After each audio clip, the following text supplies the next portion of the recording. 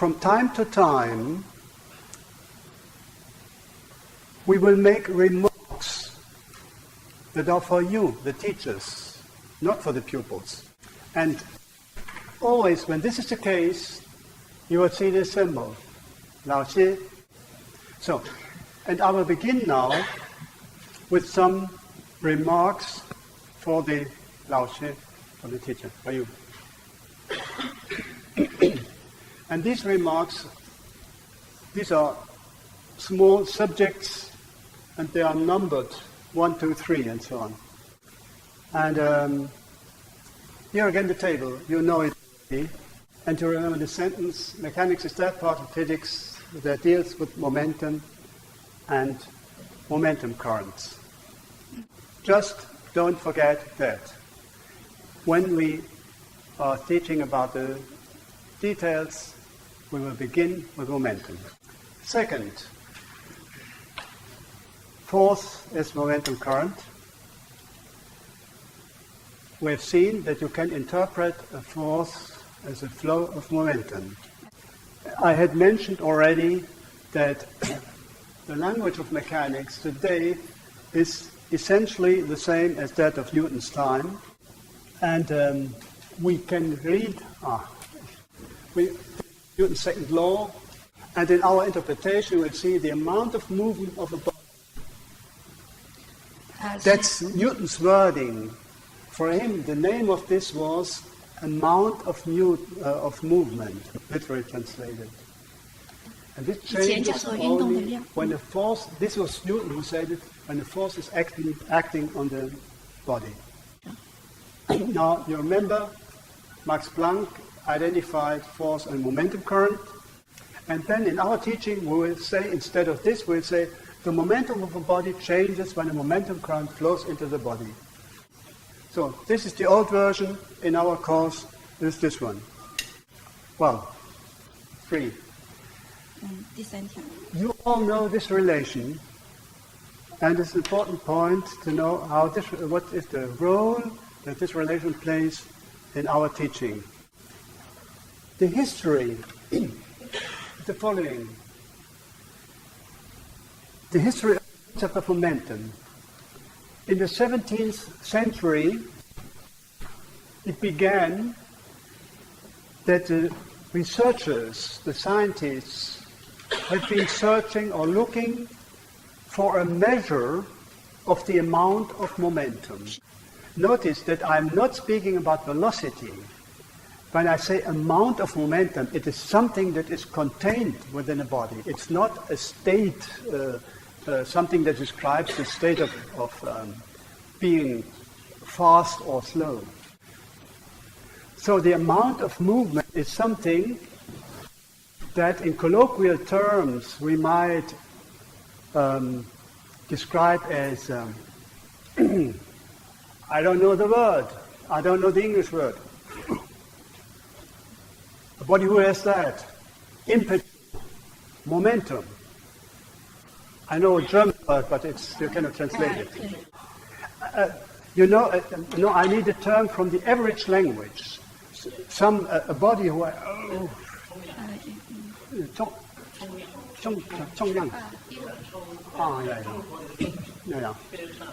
So scientists at that time, from the 17th century, they tried to find a measure of it, to describe it quantitatively by numbers. And one of the first and most important was Descartes, French, or Cartesio in Latin. He found that in order to describe this, take the product of its mass, the mass was known at that time, and velocity. This was a very important, I cannot say discovery, it was an idea. However, notice that Descartes did not take into account the sign, the plus or minus of V. Now Descartes formulated so-called collision laws, because collisions were studied at that time. Tuck, and all these things, a big body, a small body, and so on. He 碰撞 formulated 当时 laws 研究 about 的就 this. 是没问题。 Unfortunately, many of his collision laws were incorrect, false, 是错误的。 wrong. Why? Because he did not know about the sign of the quantity. However, his idea was very sound because it was, he conceived movement or a quantity that was a substance-like quantity. Movement is something that is contained within a body. Our moving body contains something. And he had another very good idea about this. At this time, all the people believed in God, but their beliefs were very different. And Descartes, for instance, he believed that God, when he created the world, he had given to the world a certain amount of dongyang at the beginning, a certain amount, and later God did not interfere in the world. Dongyang changed from one body to the other. So this was a very nice way to express conservation of momentum. So, although all this was not correct because of the lack of the sign. Then there was another scientist, Huygens, and he introduced the sign, and now from now on the collision 他 laws 引入 were 了方 correct. 向。 Now notice that at that time this was a definition. In this definition, they determined the velocity was determined by a clock and by measuring of distance, and m was determined by putting it on a balance, weighing. So that is what we now would call the gravitational mass. Today the situation is slightly different because now we are able to measure momentum directly without going back to this equation. So today we would not define momentum by this equation, but we can measure it and experimentally find out that momentum is proportional to the velocity, not the definition. So we can say, nowadays we would say, this law is observed, 这就是观察到 not 它 a 是定义 definition. 的。 This is an important point because in school we usually go on teaching it as a definition. You ask a pupil, what do we understand by momentum? Pupil has to ask m times v.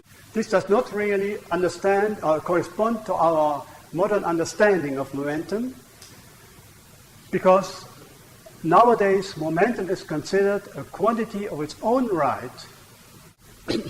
And again, in modern terms, what we observe is this proportionality, and then we introduce a factor of proportionality, and this is the inertial mass. So you might think that these are details, and why do you insist so much in that? Why don't we want to define momentum in this way? Does it make any difference to consider this as a definition or an observation? The problem is that P is not always proportional to V. You see, if you define it this way, then in some cases you will not come to the quantity that today is called the momentum. I give you an example. If you not only consider classical bodies like this one, I mean bodies with a mass that don't move too quick, then momentum is proportional to the velocity. But if I throw this bottle with a velocity that is near to the velocity of light, then this proportionality is not valid anymore. Or if you extend the idea of momentum to other systems than bodies, like fields, electromagnetic fields. For instance, you all know that light has momentum. Yeah. So what then? How can you calculate this momentum? Then this formula won't help you anymore. You need this formula. I suppose that you did not learn this at the university, but if you look at the textbook Electrodynamics, not at the beginning, at the end somewhere hidden, it's this formula, and you learn, the momentum of light, this is the momentum density. You have a field and they have that momentum density is this. You will find this formula. So you see, simply see that momentum is a more general concept. It applies not only to slow-moving bodies, but to many other systems. And for modern physics, this is important. Yeah, I mentioned already, when the velocity is not small compared to c, then you have this formula. So of course you may say that at school, for the purposes of the school, this is not important. We do not speak about the momentum of fields and perhaps not so much about relativity.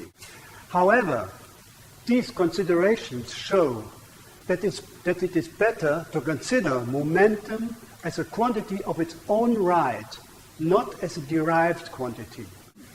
By the way, you can it this way.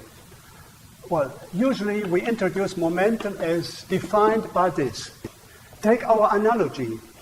Then you would say, then electric charge, might in the table, electric potential difference, and then mass has to translate into this. You never would introduce electric charge as a product of this. You would not say this is a definition. No, we wouldn't do that. We imagine electric charge as a quantity of its own right. We introduce it as a basic quantity. So in the same way, we introduce momentum. Now I go on with the section for the pupils. Probably you will notice that for us, equations and formulas are not at the beginning. For our course, we prefer, when you want to teach to the pupils, when you want that they have clear concepts of the things we are introducing, that have clear ideas about it, before we power it in a mathematical form. So that is why you may expect, when we are introducing the course, I'm speaking for an hour or so, and there's no equation at all. And you may say, don't they make physics without equations? So I want to say to you, don't be afraid. In the course that we will present, all these equations will appear. I think they are all familiar to you, and you know that there are many, many problems that you can give to the pupils to solve. But don't ask me at the beginning, why don't we have yet this equation? It will come at due time. Well, now you see the now symbol has disappeared, and we are at this pupil section. And the numbering here is the same as that in your book. So it is the same numbering and the same title. This you is have it here. Sorry, this is for the students, not for teacher. Yeah, that's for students, yeah. Because there's no student.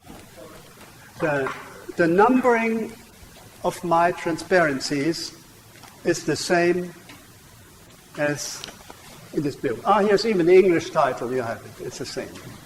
So whenever you want us to know where we are, it's the same numbering. Now I told you that we have to jump over certain paragraphs because we want in this 15 hours to come quickly to the interesting results.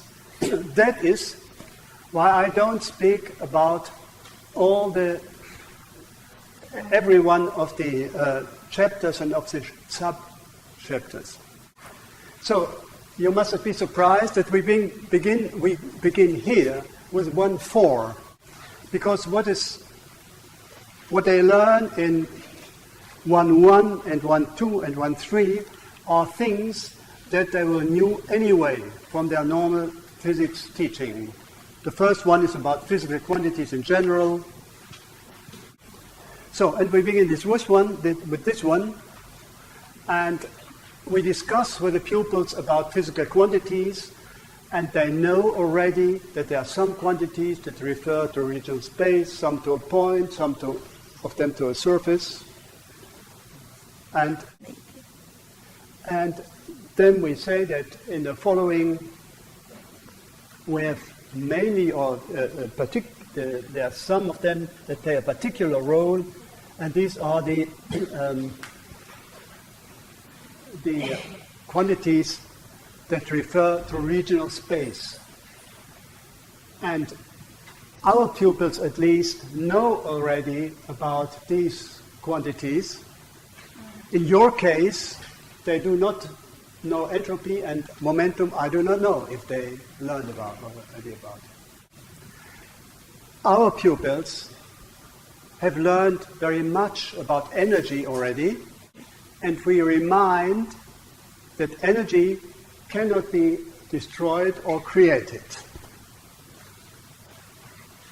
They also, from the junior high school, know that momentum cannot be destroyed or created, and they know also that electric charge cannot be destroyed or created.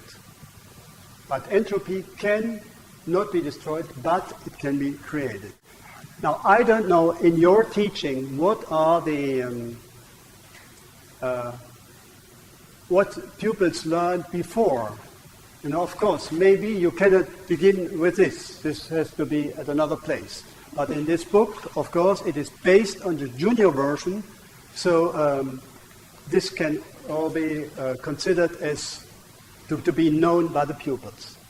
So for us, it is no more than revision. Then, I also do not know how much your pupils know about vectors. Well, in our case, it is pupils have already some simple notions or ideas about vectors from the junior high school. And anyway, we will deepen their understanding a little bit before going on with this senior high school mechanics. In the projection, you see always the sentences that are in gray. These are the results of the discussion. And here you see they learn a scalar quantity is defined by one numerical value. A vector quantity is defined by three numerical values, the x, y, and z component. When I give the result of these chapters, sometimes I give only the result of these chapters. Of course, this is a whole hour of teaching, to get to this result. Then in the following, we need a vector addition to add vector because we have momentum, and then there comes another momentum, so we have to couple vectors, and they learn that in order to calculate the sum of momenta, they can do this in several ways. Either they add the components of the vector, or they draw arrows and they join the arrows one at the end of the other. And at the end, they should know vector addition, one of the corresponding arrows is attached to the other, or you can add the components. Well, these are some selected results of this first chapter in the book, which is called Tools. For me, it's rather difficult to recommend to you which of these things you should teach when beginning, because I do not know which of these tools the students know already. Anyway, you should not spend too much time with that, because you see it is 1, 2, 3, 4, 5, 6, 7 sub-chapters, 1.1 to 1.7. Because if you do that correctly, then you need 7 hours of teaching.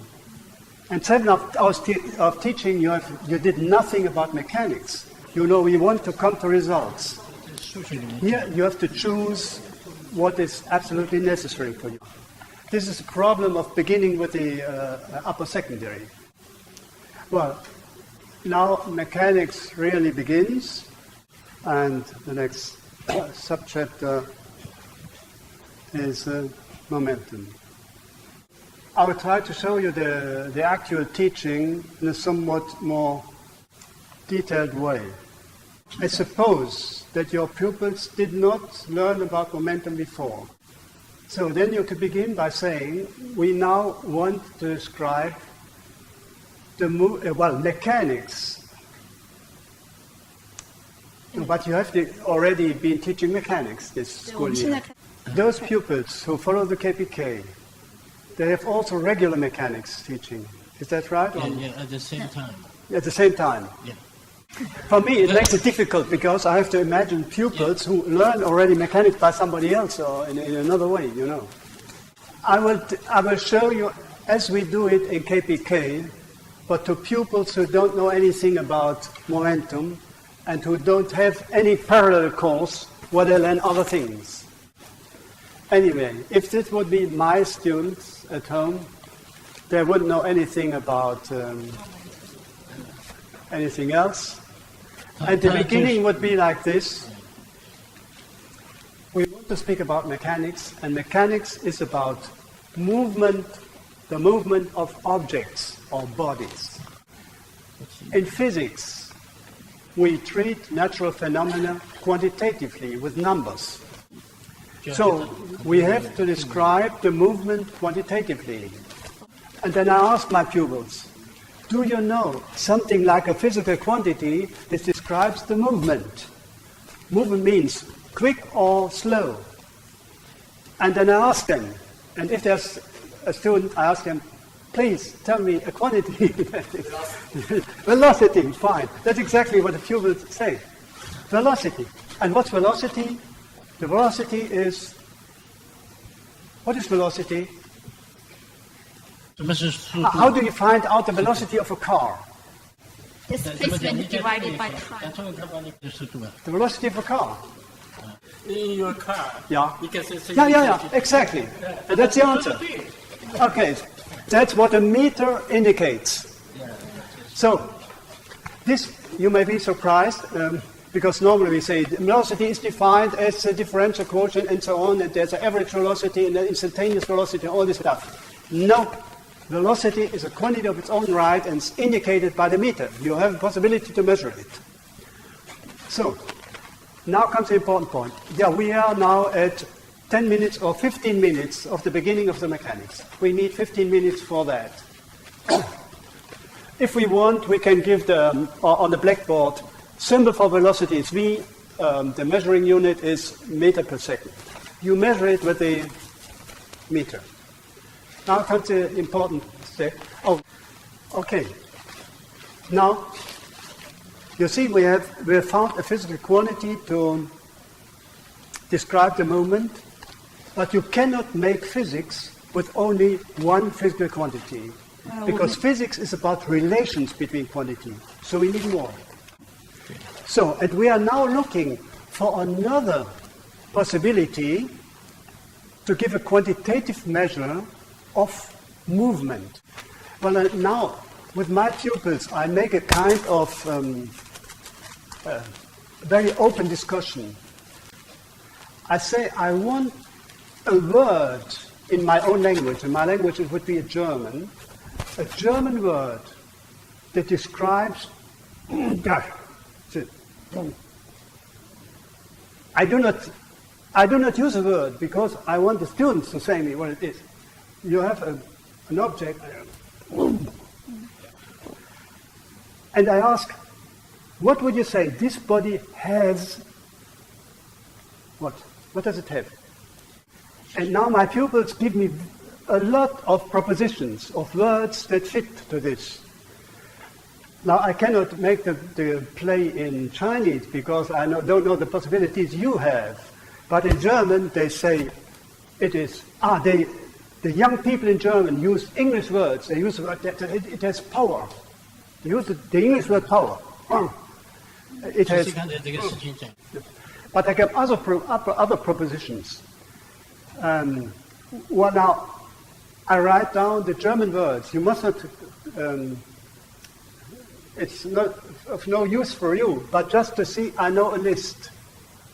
There's also a word of everyday language, which in German is Schwung. There's another one, which is Wucht. 他就把 And 学生说， finally, they also say Kraft, which in English is force. I write it in English this time. And when for the first time, I tried this for the first time in a class, and they said force, I thought, oh no, these pupils will mix up the concept of force and momentum. But then we noticed that in everyday language, the word force is used exactly for this, or not exactly, but it is used for several different things, and in particular also for this is force. And by the way, in the historic development, the old word for momentum was force. So, the teaching goes on like this. I tell the pupil, well, you know what we mean. All this together, we call it, German word, I don't write it, this is momentum. This is what is in your head. Now in physics, we call it momentum. Well, this is another physical quantity, the second one we need.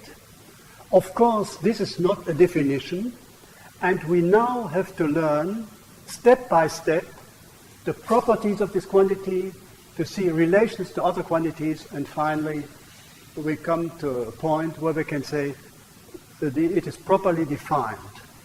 But finally, apparently you know already the concept of momentum, so most of the properties of it, of the physical properties, I'm sure you will know them.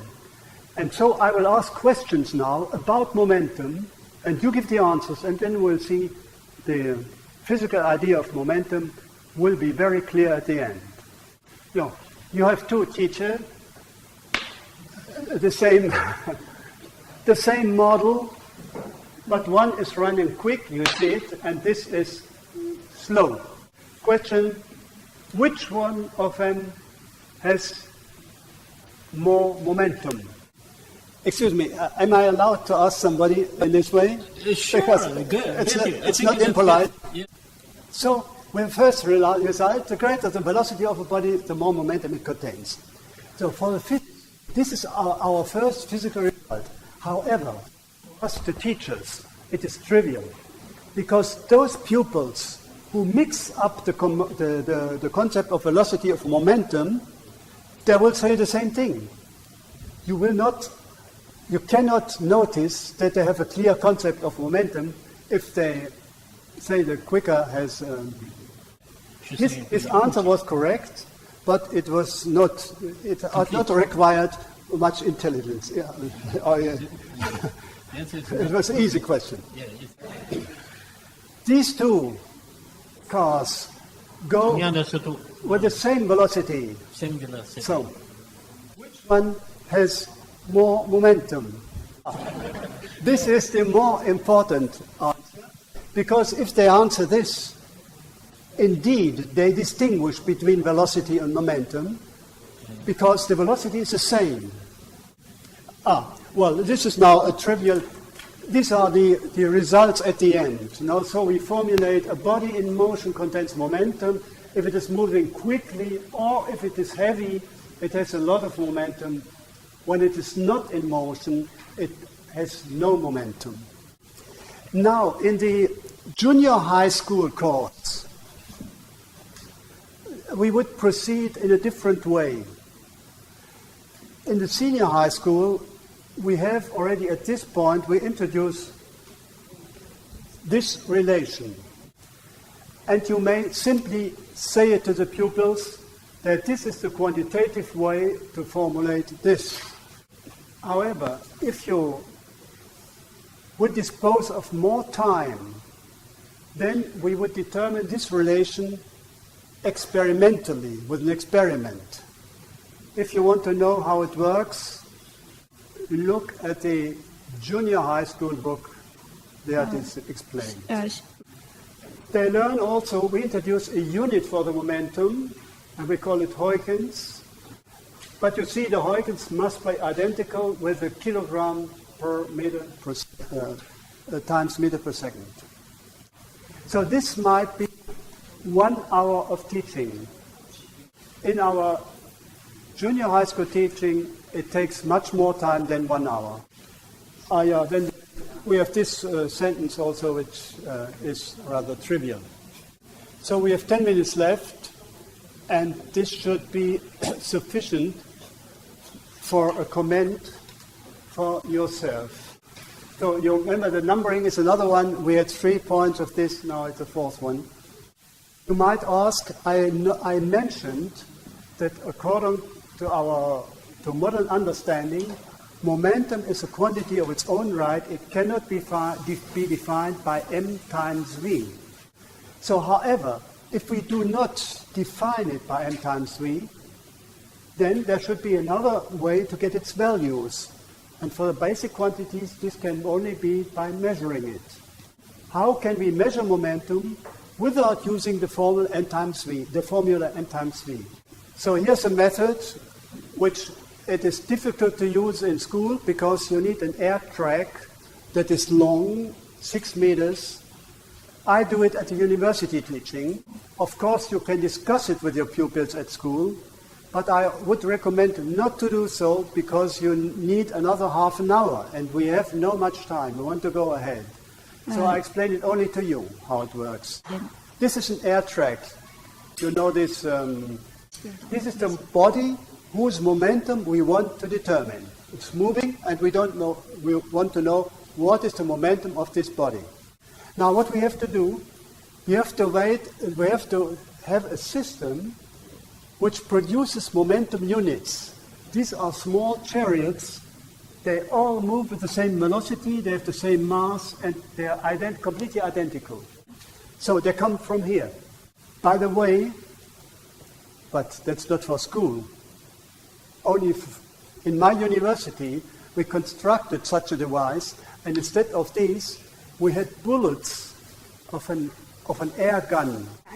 And these were, here was a catcher, a bullet catcher. Yeah. But in principle, you can use these chariots. There comes one, and they will collide with this one, and they will remain. They will, and you see, they will collide, and they will be glued, attached to this one. Then comes the next one. And finally, the whole thing comes to a stop. And when it has stopped, you just count the number of units that are attached to this one. So this is a measure for the momentum. Well, this was really only for you in order to show that you do not need the equation n times v to determine the momentum of a body. To convince you that the idea of introducing momentum as a quantity of its own right is physically sound. It's a good idea. So let me just use the next 5 minutes now for beginning the next chapter. While we have 1 hour of teaching now, we come to the next one. This title is Momentum Currents. We always, on the table, I have some kind of chariots. Here there's a kind of air track. If you don't have an air track, there are all other chariots do just as well. Here's a spring. There's one body. This is at rest. This is moving. Then they shock. This one goes right. This one goes left. And I asked to my pupils, well, we have just observed this experiment, I asked what has been going on, what has happened, and the right question, now I can ask you. Well, one is one is heavier than the other, no? This one is the light one, and it goes on. I always ask first, what's going on? What do you see? And I say, well, this moving, this is at rest. And afterward, this is moving left, yes, and this moving to the right. And then I ask for, give me the explanation. And when I say explanation, I mean that they tell me what happens with the momentum. And now, if I ask you, what has happened with the momentum? What would you say? Just make any correct Chinese sentence about what's going on in the momentum. Yeah? If I understand right, the answer I want is not a quantitative one. I just wanted to hear, and apparently this was said, that momentum went from one of the chariots, one of the bodies, to the other. And the result is we now know momentum can go from one body to the other. That's all we want to know. This time there's no spring, there's just a kind of plates that were glued together. Well, and now we again see momentum goes from this one to the other one. This is addressed, and at the end it's not addressed. Both of them are slower. So this momentum of this one has decreased, this one has increased. So momentum has gone from this one to this one. And they now have the same velocity. If they're glued together, they have the same velocity. And this is the same as this. Here's water, here's no water. I open this, and at the end, the water level is the same. So, 一 finish. 样高度的水。 Yeah. The end.